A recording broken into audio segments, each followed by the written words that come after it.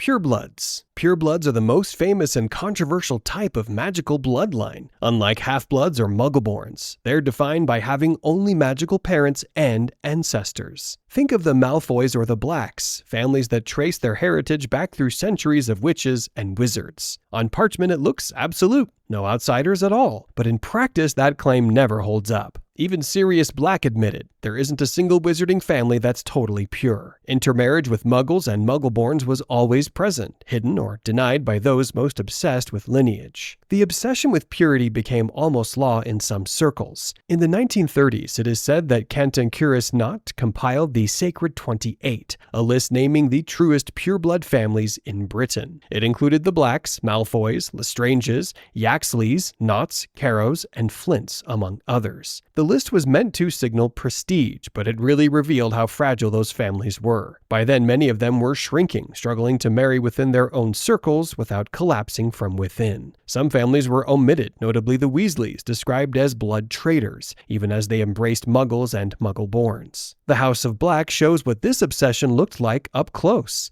Their motto, toujours pur, or always pure, was stitched into their family tapestry, linking them to the Malfoys, Lestranges, Rosiers, and other elite houses. Their London townhouse at 12 Grimmauld Place overflowed with cursed heirlooms and enchanted relics. Yet inside the same walls, the family fractured. Sirius Black rejected their ideology entirely and joined the Order of the Phoenix. Regulus Black, once a loyal Death Eater, secretly turned against Voldemort and died trying to destroy a Horcrux. Bellatrix Lestrange, in contrast, embodied fanaticism to the end, becoming Voldemort's most feared lieutenant. From one house came rebellion, redemption, and ruin. Proof that purity alone never guaranteed unity. The Malfoys reveal another face of pureblood power, politics, and wealth. From their manor in Wiltshire, Lucius Malfoy used money, intimidation, and ministry connections to shape policy, even oust Dumbledore temporarily from Hogwarts. The family pledged themselves to Voldemort when he returned, but survival was always their true goal. In the Battle of Hogwarts, Narcissa Malfoy's lie to Voldemort, declaring Harry dead, wasn't loyalty to the Dark Lord, but protection for her son. That single decision shifted the outcome of the war, showing how family devotion outweighed ideology. Some families clung so tightly to blood purity that they collapsed under it. The Gaunts, direct descendants of Salazar Slytherin, inherited Parseltongue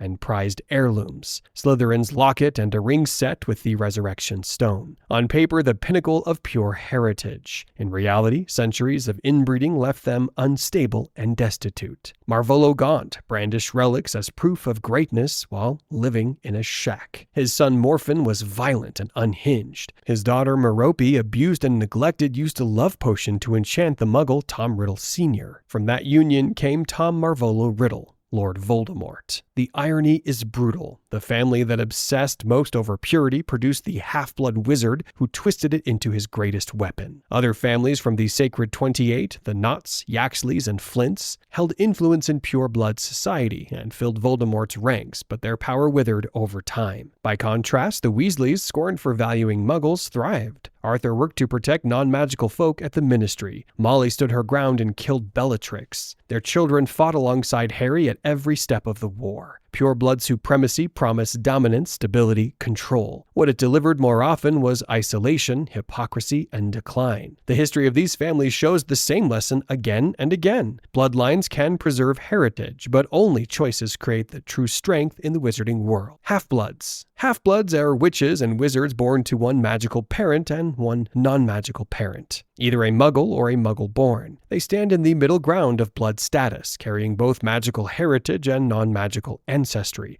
often facing suspicion from both sides. The paradox of half-bloods becomes clearest in the story of Lord Voldemort, born Tom Marvolo Riddle. His mother, Merope Gaunt, descended from Salazar Slytherin. His father was Tom Riddle Sr., a wealthy Muggle she enchanted into marriage. When Riddle Sr. abandoned her, Merope died shortly after giving birth. Tom grew up in a Muggle orphanage, ashamed of his heritage. As Voldemort, he erased his father's name and leaned on his Gaunt blood to claim the title heir of Slytherin. The wizard who preached pure blood supremacy was, in truth, the very thing he condemned. Harry Potter was also a half-blood. His father, James Potter, came from a long pure blood line connected to the Peverills. His mother, Lily Evans, was Muggle-born. Harry was raised by the Dursleys, a Muggle family that despised magic. Yet, he stepped into his legacy at Hogwarts and embraced both sides of his heritage. Compare him to Voldemort, both half-bloods, both raised in the Muggle world, both tied to ancient families. Yet, one chose domination, the other sacrifice. Severus Snape represents another angle. His mother, Eileen Prince, was a witch. His father, Tobias Snape, a Muggle. Growing up in poverty, Snape faced humiliation at home and at school. The resentment shaped his personality, but his brilliance in magic was undeniable. He mastered potions, became a skilled legilimens, created original spells like Sectum Sempra.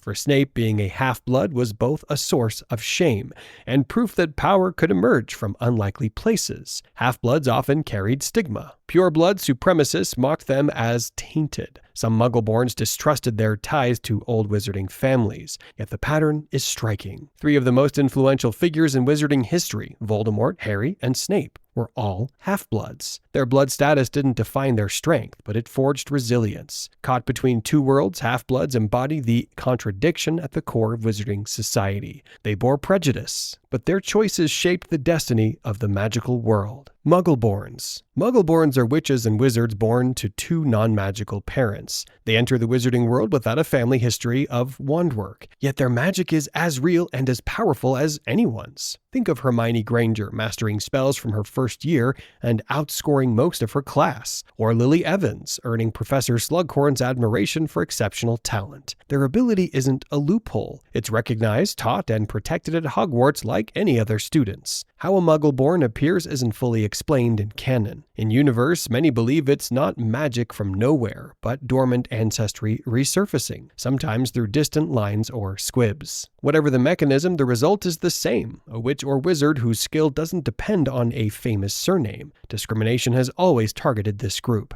Remember the slur mudblood hurled at Hermione in Chamber of Secrets, language designed to enforce a hierarchy that never had real magical basis. Under Voldemort's control, the Ministry created the Muggleborn Registration Commission, led by Dolores Umbridge, to interrogate and persecute Muggle-borns, demanding proof of lineage that the law itself knew didn't exist. It was ideology disguised as policy. The contributions of Muggle-borns repeatedly undercut that ideology. Hermione blended textbook knowledge with quick creative problem-solving, protective enchantments on the Horcrux hunt, mastering nonverbal charms early, thinking 2 steps ahead when rules failed. Lily Evans is remembered for outstanding skill in charms, and for the ancient protective magic unleashed by her sacrifice. A love-based protection that shielded Harry and reshaped the war's trajectory. These aren't exceptions that prove the rule. They reveal that the rule was false all along. Muggle-borns broaden the wizarding world's horizons. They bring fresh assumptions, challenge elite traditions, innovate because they had to learn fast without a magical home to fall back on. The pattern is consistent. When blood dogma tightens, Muggle-born excellence exposes the gap between myth and reality. Their presence doesn't dilute magic, it redefines who gets to wield it. Squibs. Squibs are born to magical families but can't perform magic themselves. They grow up around wands, spells, moving portraits, yet none of it answers to them. Think of Argus Filch, Hogwarts caretaker, clutching a letter from the Quickspell course in Chamber of Secrets. A private attempt to learn what his bloodline promised but his abilities couldn't deliver. He isn't a failed wizard. He's a non-magical person from wizarding parents.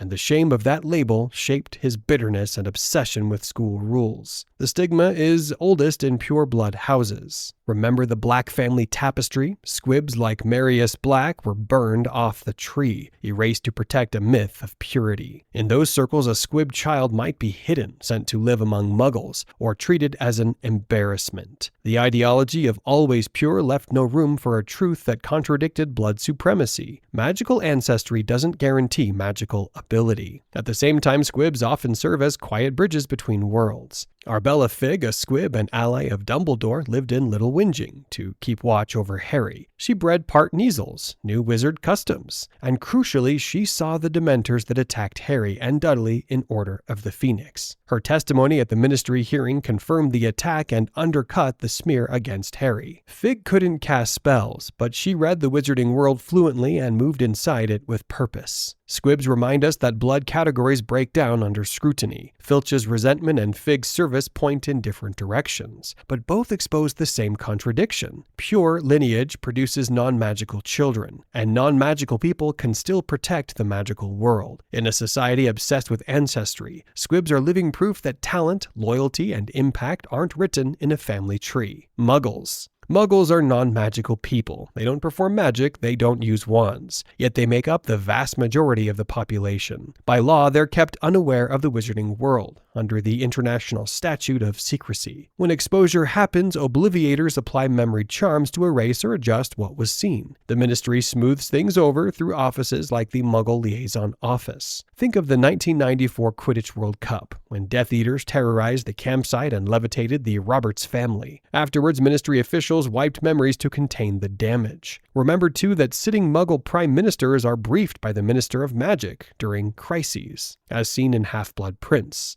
Everyday contact is rarer and often tense. The Dursleys, Harry's aunt, uncle, and cousin, reacted with hostility to anything magical, trying to stamp it out of their home. And the most chilling example of power imbalance, Tom Riddle Sr., a Muggle murdered by his own son, Lord Voldemort, alongside Tom's parents and little Hangleton. Muggles outnumber wizards by a wide margin, but without magic, they're defenseless against dark wizards. The series treats that imbalance seriously. Secrecy protects Muggles, and when secrecy fails, policy and memory magic step in to keep them safe.